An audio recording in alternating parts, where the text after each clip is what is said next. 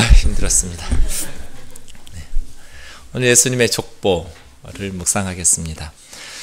예수님의 족보가 두 군데 나오죠. 마태복음 1장에 한 곳 나오고요. 누가복음 3장에 나오는데, 마태복음 1장과 누가복음 3장의 족보에 차이점이 있습니다. 마태복음에서는 아브라함까지만 시작하고 그 윗대는 생략되어 있죠. 그런데 누가복음은 아브라함 그 위에 아담과 하나님에게까지 족보가 올라간다는 것이 차이고요. 그 다음에 다윗까지, 아브라함에서 다윗까지는 똑같은데 다윗에서부터 예수님까지 이름의 차이가 많이 난다는 것입니다. 마태복음 족보와 누가복음 족보 사이에 다윗 이후의 이름들이 많이 차이가 나타납니다. 이런 차이점들도 있고요. 그래서 생각하기 전에 먼저 마태는 족보를 쓰는 의미가 있습니다. 마태는 유대인들을 대상으로 복음을 기록하거든요. 그러니까 유대인들에게 있어서 자기 조상들의 이름 쭉 나열하면서 예수님이 바로 아브라함과 다윗의 자손으로 오신 메시아다. 이것이 마태의 독자들에겐, 즉 유대인들에게는 의미가 있지요. 이름도 자기 나라 이름이니까 발음도 쉽고 익숙하고요. 그런데 누가는 로마 사람들, 헬라 사람들, 이방인들에게 복음서를 쓰는 거거든요. 그러니까 누가복음을 읽는 성도들은 대부분 이 이름이 제가 좀 전에 봉독한 것처럼 되게 힘든 이름들이에요. 발음도. 정확한 발음도 아니면서도 불구하고. 아마 이 중에 76명 정도 있는데요. 이방인들이 몇 명이나 이 이름을 알았겠어요. 거의 대부분 다윗이나 아브라함이나 몇 명 들어본 사람들 외에는 대부분 모르는 이름들일 거예요. 그런데 누가는 왜 이렇게 예수님의 족보를 이방인들에게 익숙하지도 않은 그러한 이름들을 길게 나열했을까요? 그것이 첫 번째 우리의 궁금증을 자아냅니다. 이 위치를 좀 보면 지난주에 우리가 예수님의 세례, 그 전주에 지난주에 우리 박 목사님께서 은혜로운 말씀 전해주셨고요. 깨어 있으라고. 그 전주에 우리가 누가복음 묵상할 때 예수님이 세례 받으시는 것 묵상했어요. 다음 주부터 이제 3주 동안 우리는 예수님이 시험 받으시는 걸 묵상할 거예요. 그러니까 족보가 위치상 예수님의 세례와 예수님의 시험 사이에 끼어 있어요. 예수님이 사탄에게 시험을 받으실 때까지 아직 공적인 사역이 구체적으로 시작되지는 않았어요. 세례 받으심으로써 예수님이 메시아로서의 취임식을 하셨죠. 공적 사역이 시작됐는데 아직 사람들 사이에서 공개적으로 메시아로서의 가르치심이나 아니면 기적이나 이러한 공개적 사역이 아직 구체적으로 시작되기 전이거든요. 그때 세례를 받으시고 시험을 받으신 사이에 족보를 넣어놨어요. 이 말은 앞으로 예수님이 메시아로서 공적인 사역을 하실 그 예수님이 어떤 분인지 설명하고 싶은 거예요. 예수님의 족보는 예수님이 누구시냐, 예수님이 어떤 분이냐를 설명하고 싶은데요. 사실은 세 가지 다 예수님의 세례, 족보, 그리고 예수님의 시험, 세 가지 다 공통점이 있어요. 결론이 똑같아요. 예수님의 세례의 마지막 메시지는 뭐였어요?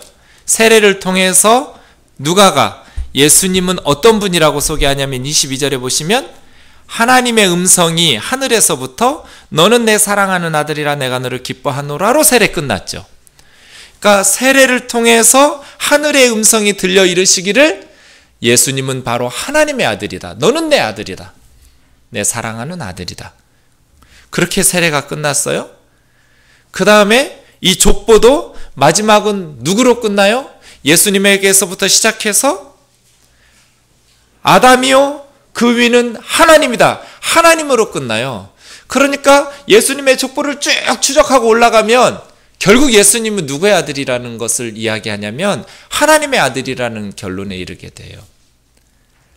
세례를 통해서는 신비적인 하나님의 하늘 음성으로 예수님이 하나님의 아들이라는 것을 선포했고, 족보는 이제 인간적인 방법으로 족보를 거슬러 올라가서 예수님이 하나님의 아들이라는 것을 설명해 주는 거예요. 그 다음 시험에 있어서도 마찬가지예요. 시험에 나오는 사단이 하는 말이 두 가지 다 여러분 반복되고 있는데요. 4장 3절에 보시면 네가 만일 하나님의 아들이거든. 그리고 다시 9절에도 보면 내가 만일 하나님의 아들이거든. 그러니까 하나님의 아들이라면 하면서 사탄이 시험하거든요. 예수님께서는 하나님의 아들이시라는 것을 사단의 시험을 물리치심으로써 보여주는 거예요. 그러니까 세례나 족보나 시험이 다 예수님은 누구신가? 하나님의 아들이라는 것을 설명해 주고 싶은 거예요. 그래서 누가는 이렇게 긴 이름을 하나님에게까지 올라가는 족보를 기록하고 있는 거예요. 사람들이 이 이름들을 잘 알기 때문이 아니에요. 족보를 통해서 예수님이 하나님의 아들이시라는 것을 가르쳐주고 싶은 거예요. 근데 23절 좀 몇 가지 주목할 게 있어요.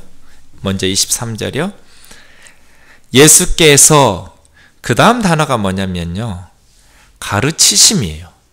가르치심을 시작하실 때 30세쯤 되셨다. 이렇게 했어요.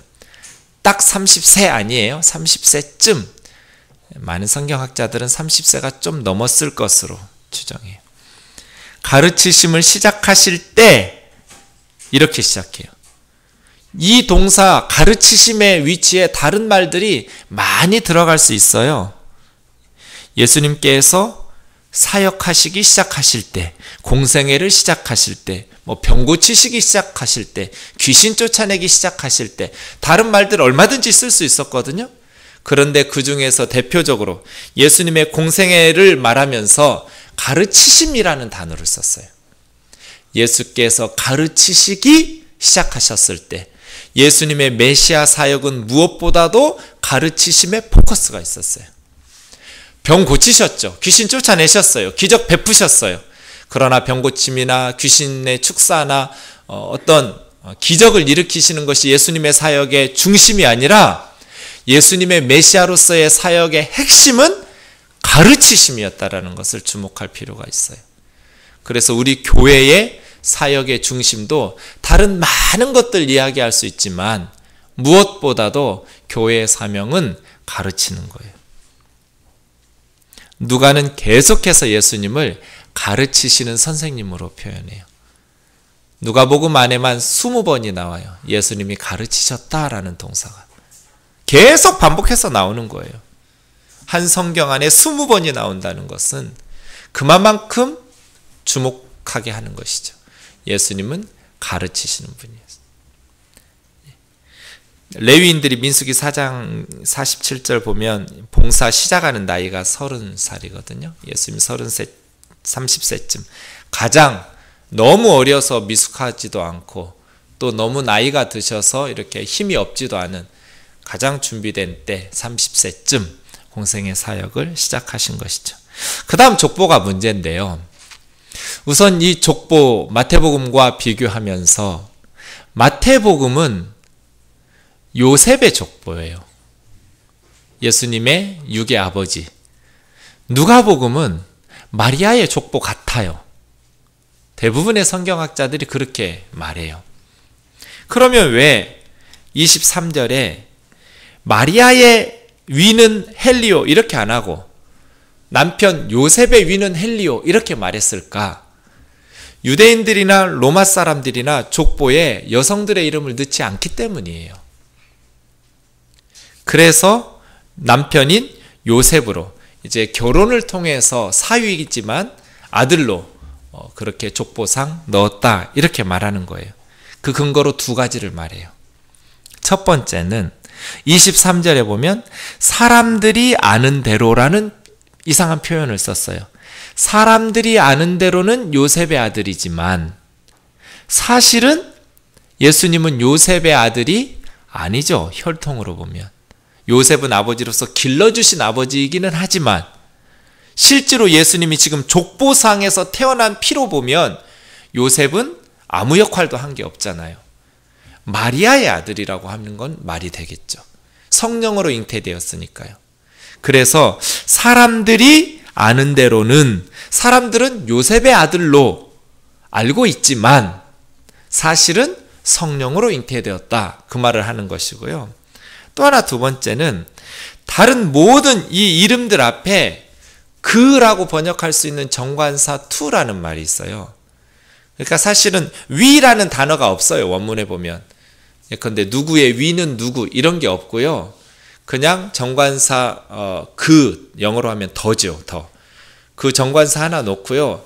그 다음에 사람 이름이 있는데 이게 소유격으로 되어 있어서 누구누구의, 그래서 예컨대 뭐 맨 밑에 아담의 위는 하나님이다 그럴 때 그 아담의, 그러니까 오브 아담, 오브 하나님, 이런 식으로 되어 있는 거예요. 그 위는 그런 의미가 아니라 누구의 이런 식으로. 그러니까 위에서부터 내려오자면 하나님의, 아담의, 셋의, 에노스의, 가이난의, 마할랄렐의 해가지고 누구 해가지고 요셉의, 예수, 이렇게 되는 거예요. 네. 그런 식으로 되어 있는데 하나님을 포함해서 모든 다른 이름들 앞에는 그라고 번역할 수 있는 정관사 투가 있거든요. 근데 요셉 앞에만 없어요. 예수님 아버지 요셉 이름 앞에만 그라고 번역할 수 있는 정관사가 없단 말이에요. 그것을 들어서 요셉은 진짜 이 족보의 사람이 아니라 결혼을 통해서, 그러니까 헬리가 마리아의 아버지인 것이죠. 헬리 장인 어른의 결혼을 통해서 아들이 된 것으로 해석해요. 또 다른 해석들도 많이 있지만 제가 볼 때는 그것이 가장 설득력 있는 설명이에요. 그렇게 이 족보에 정식으로 속하지 않았기 때문에 정관사가 빠진 것 같다라고 대부분 성경학자들이 추측해요. 그러면 이 족보에서 이 많은 사람들의 이름에서 우리에게 가르쳐 주시고 싶은 것을 저는 두 가지로 생각해 보겠어요. 첫 번째, 아까도 말씀드렸지만 누가가 족보를 통해서 이야기하고 싶은 것은 예수님이 하나님의 아들이라는 것을 말하고 싶은 거예요. 예수님은 하나님의 아들이다. 그 위는 아담이요, 그 위는 하나님이다. 그러니까 이 족보 속에 엄청나게도 아담까지는 이해가 되는데 아담 위에 하나님까지 넣었어요. 아담이 하나님의 형상으로 지음받았기 때문이죠. 그리고 예수님은 바로 하나님의 아들이라는 것을 가르쳐 주시고 싶은 것이죠. 그 앞에서 세례를 받을 때에도 하늘이 열리고 하나님의 음성이 들렸죠. 하늘이 찢어졌다라는 것은, 하늘이 열렸다라는 것은 하나님께서 이 세상에 임재하시고 오셨다라는 거예요. 이 족보에서도 여전히 하나님이 그의 아들을, 하나님이신 그분을 세상에 보내셨다라는 것을 이야기하고 싶은 거예요. 이것은 너무나 놀라운 이야기죠. 하나님께서 우리를 구원해 주시려고 하나님의 아들을 보내셨다는 거예요. 하나님을 사람의 모습으로 이 세상에 보내셨다는 거예요. 그리스도인들이 너무나 이 이야기가 익숙해서 사실은 그런가 보다 하고 넘어가지만 곰곰이 생각해 보면 이것은 엄청난 사건이에요. 영원하신 하나님이 피조물이 되어서 세상에 내려온다.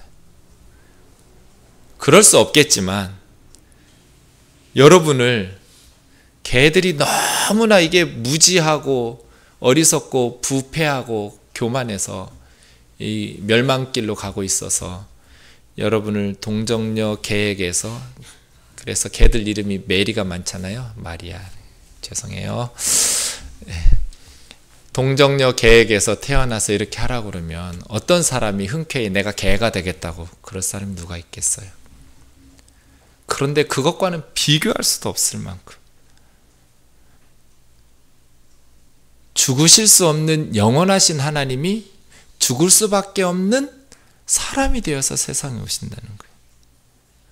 모르는 것이 없는 전지하신 하나님이 아무것도 모르는 사람으로 갓난아이로 태어나신, 불가능한 것이 없는, 말씀 한마디로 온 우주를 창조하시는 전능하신 하나님이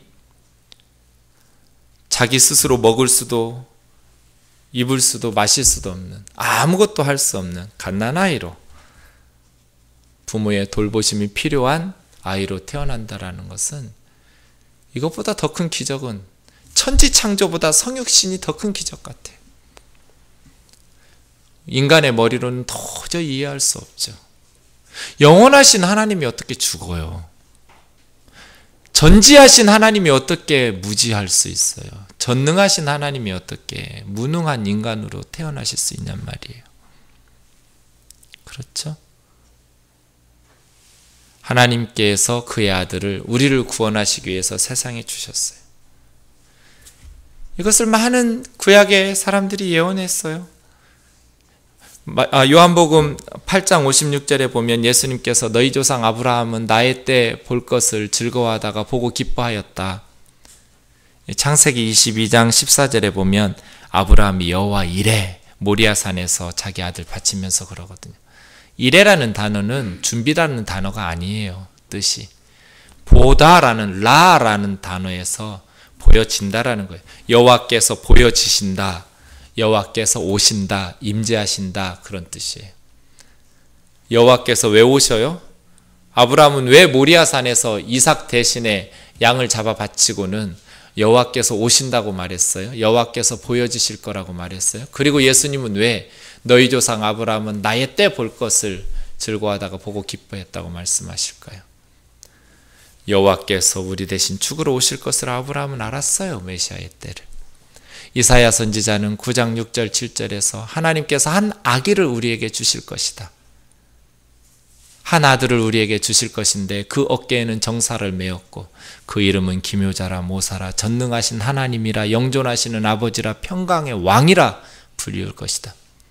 한 아기를 주시는데 전능하신 하나님이라고 불리우고 영존하시는 아버지라고 불리우고 평강의 왕이라고 불리울 것이다. 그의 다스림과 통치는 영원할 것이다. 그렇게 예언했어요, 선지자들이. 미가 선지자는 예수님이 태어날 베들레헴 에브라다를 말하면서 너에게서 이스라엘을 다스릴 자가 나오는데 그의 근본은 태초에 상고에 영원 전부터 존재하셨던 그분이 너희에게 올 것이다. 한 아들이 우리에게 오시는데 전능하신 하나님, 그분이 우리를 구원하러 오신다는 거예요. 하나님께서는 선지자들을 통해서 약속하신 것처럼 하나님의 아들을 우리에게 주셨어요. 전 말씀을 묵상하면서 이렇게 쓸데없는 경쟁이 하나님하고 좀 오기라고 할까요? 그런 게 생기더라고요. 하나님이 나를 위해서 가장 소중한 예수님을 주셨어요? 정말 그랬단 말이죠? 나하고 한판 붙어보실래요? 나도 하나님한테 다 드려야지. 그런 생각 드시죠, 여러분? 하나님과 우리 사이의 사랑은 그냥 아까운 거 다 제껴놓고 있어도 되고 없어도 되고 주는 그런 사랑 아니에요. 하나님은 우리에게 그의 아들을 주셨어요. 그래서 우리가 어떠한 것을 하나님께 드려도 손해가 아니에요. 하나님은 우리에게 가장 소중한 걸 주셨기 때문이죠. 누가는 지금 예수님을 하나님께서 하나님의 아들로 세상에 보내셨다고 가르쳐 주시는 거예요. 하나님과 우리 사이의 사랑은 그야말로 올인이에요. 다걸기에 다걸기. 하나님 앞에 우리의 남은 인생이 아까운 것 없이 온 생명까지 다해서 사랑하는 그러한 하나님의 사랑에 합당한 신앙인들이 되기를 원합니다.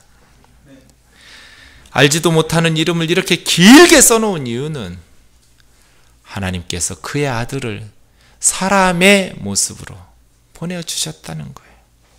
뭐 그리스 로마 신화처럼 반은 신이고 반은 인간이고 이런 식으로 써놓지 않고 참 사람의 씨 혈통을 통해서 참 사람으로 우리에게 주셨다. 어떻게 이럴 수가 있어요? 어떻게 전능하신 하나님이 이런 인간의 피의 혈통을 통해서 사람으로 오실 수 있냔 말이에요. 그런데 하나님께서 우리를 너무너무 사랑하셔서 우리에게 다 주신 거예요.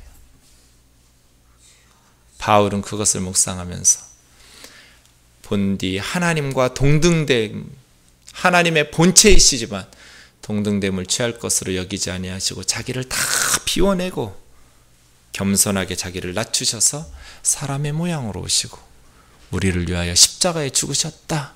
우리 안에 이 예수님의 마음을 품자. 그렇게 말하는 것이죠. 예수님이 우리를 위해서 다 버리고 비워서 케노시스죠. 비웠어요. 모든 영광을 다 버리고 가장 비천한 인간으로 말 구유해서 남도 아니에요. 그건 다른 동물들의 밥통 잠깐 빌려가지고 잠깐 누워있다가 그렇게 비천하게 사셨어요. 우리를 너무너무 아끼고 사랑하셔서. 그래서 이제 우리도 이 사랑에 보답해야 돼요. 반응을 해야 돼요.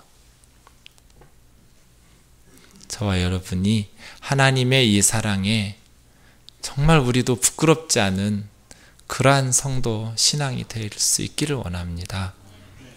하나님은 우리를 위해서 다 주셨는데 우리는 하나님을 위해서 정말 작은 것 하나도 아까워하면서 그렇게 산다면 정말 그 신앙을 뭐라고 평가할 수 있을까요? 하나님을 위해서 다 바치고 사랑하려니까 교회다가 예배당에다가 다 바치라는 말 아닙니다. 하나님에게 아무것도 우리가 해드릴 수 없기 때문에 정말 하나님 말씀에 순종해서 하나님 기뻐하시는 복음을 듣지 못한 이들에게는 복음을 전하고 선교하기 위해서 힘쓰고 물질이 없어서 연약한 사람들에게는 하나님의 사랑을 나누기 위해서 힘쓰는 정말 우리도 하나님을 사랑하기 때문에 우리 하루하루의 삶이 복음 전도와 이웃 사랑을 실천하는 하나님 사랑과 이웃 사랑이 그렇게 조화롭게 열매 맺는 우리 삶이 되었으면 좋겠습니다. 두 번째, 이 족보는 우리에게 모든 민족과 인종이 하나라는 것을 가르쳐 줍니다. 다 하나님에게서 나왔어요. 지구상에 존재하는 모든 사람들은 다 한 가족이에요. 한 핏줄이에요. 그렇죠? 적어도 36절에 노아 이후부터 제가 궁금해지더라고요. 우리 조상들은 이런 족보도 안 만들어 놓고 뭐 했나? 쓸데없이 무슨 곰을 여자 만들 쑥하고 마늘 먹었다고. 여자 만들어가지고 환웅이 내려와서 무슨 당분한 거 났다고 이딴 소리 하지 말고 좀 제대로 된 족보를 유대인들처럼 만들어 놓지. 그럼 우리가 셈에서 나왔는지 함에서 나왔는지 야벳에서 나왔는지, 제 생각에는 셈까지는 우리 맞을 것 같아요. 아르박사시였으면 좋겠는데 거기서 벗어났는지 어딘지는 알 수 없지만 어쨌든 우리는 다 한 아담, 한 하나님에게서 나온 한 가족, 한 핏줄이에요. 그러므로 최근에 뉴스 보도를 통해서 보도된 것처럼 백인이 한국인으로 국적을 변경해서 귀화할 때는 좋아하면서 다른 유색인종이 한국인 국적을 얻으면 그 주변의 사람들이 싫어하고 식당에도 들어가지 못하게 하고 그렇게 편견과 차별을 하는 것들은 정말 어리석은 일이에요. 남이라고 생각하니까 싸우죠. 옆에 한번 둘러보세요. 다 한 가족이라니까요. 우리 박 장로님은 형님이고요. 누님, 다 그래요. 남은 시기하고 질투할 수 있지만 한 가족은 그렇지 않죠. 저희 아파트에 우리 집사님들도 같이 사는데요.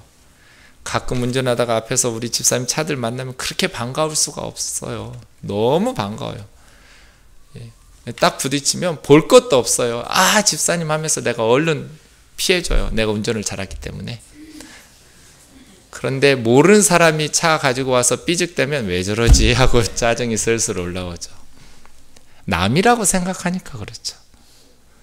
앞차가 뭐 잘못해가지고 서서 나와가지고 왜 싸워요? 싸우려고 딱 나왔는데 그 앞차 운전수가 내 딸이야. 그럼 어떻게 하겠어요? 너 어디 다친 데 없니? 아유, 잘 가라. 그러겠죠? 우리는 사실은 다 하나거든요. 그래서 예수님께서 지상명령을 주실 때 모든 족속에게 배제시킨 민족이 하나도 없어요. 너희는 모든 족속에게 가서 제자를 삼으라. 배제되면 안 되는 것이죠. 구원에서. 특정 나라, 특정 민족이 배제되지 않아요. 왜? 우리는 다 하나님의 자녀이기 때문이에요. 하나님에게서 하나님의 형상으로, 아담의 형상으로 만들어졌어요. 누가는 이 족보들을 통해서 우리에게 예수님은 누구신가? 그리고 우리는 누구인가? 하나님은 우리를 구원하시기 위해서 어떠한 일들을 하셨는가를 가르쳐줘요. 이제 우리 차례예요. 이 복음을 위해서, 이 예수 그리스도를 위해서 우리는 어떻게 살아갈 것인가?